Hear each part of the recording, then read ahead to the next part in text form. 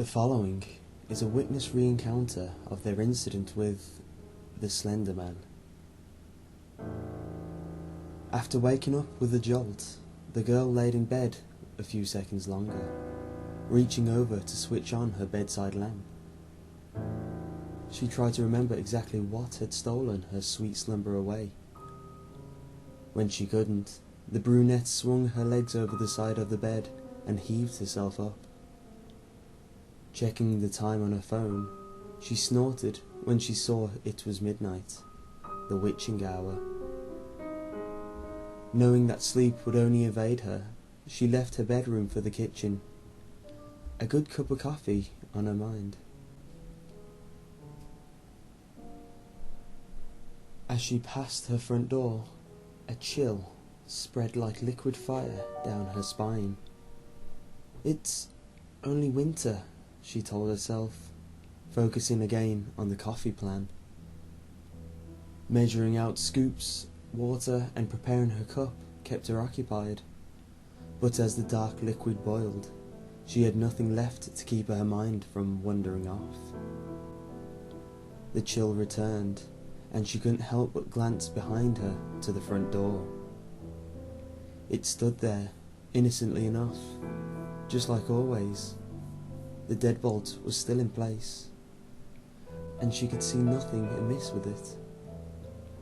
Turning back to her coffee, she did her best to forget about the feeling. With her cup in hand, she started back towards her bedroom. As she walked by the front door, she decided that a quick glance out of the peephole would help calm her restless thoughts. The chill worsened with each step she took towards the door, and further away from the safety and warmth of her blankets. She pressed her empty hand against the cold metal door and took a deep breath before leading her eye into the peephole. At first, she could only see an inky blackness somehow seemed to swirl in itself. When she blinked in surprise, the void melted away. She wished it hadn't. In its place, there stood what she could only guess was once a man. The limbs were long and inhumanly awkward, with bulky joints branching off into several arms, not unlike the branches of a tree. The creature was draped in a black suit, somehow making the thing more nightmarish to her. The icing on the proverbial cake, however, was what passed as the hellish thing's face. It was as though her mind blurred the ghastly visage to spare itself further shock and horror. She shoved herself away from the door, with the hand still pressed against it. The scalding mug of coffee fell, the liquid burning her bare legs as she fell backwards and tried to crawl away from the door. She knew, somehow, that her mind hadn't been playing tricks on her.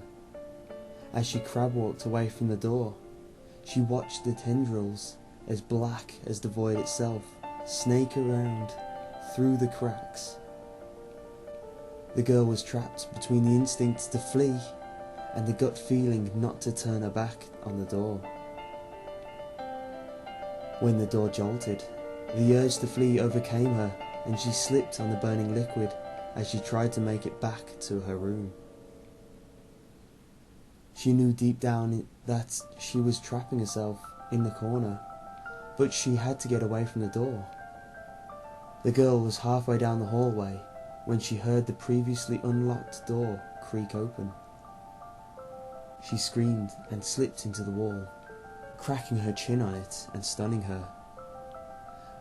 After that, there was only blackness.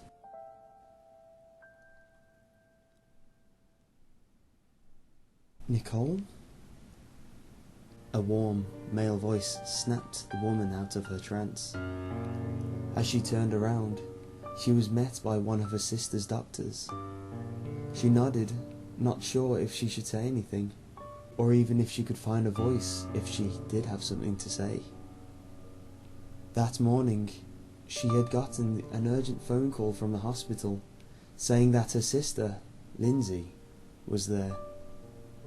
Before they even let her see her, the doctor had pulled her off to the side and insisted that they talk to her about what might have happened.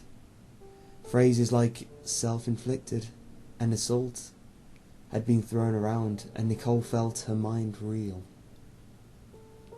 She still hadn't fully understood what they had been saying until she saw Lindsay with her own eyes.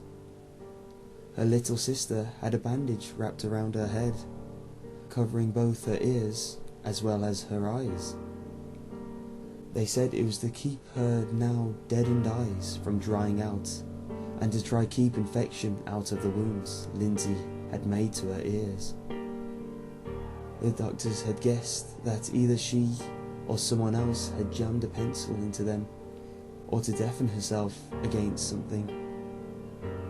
There was a mix of first and second degree burns on her hands, legs and feet, from what was assumed to be the coffee her neighbours found slipped all over the entry to her apartment. As Nicole walked into her sister's hospital room for the first time, she thought she had spied the silhouette of a man in the window. That, she knew, was impossible. Her sister's room was on the third story of the hospital,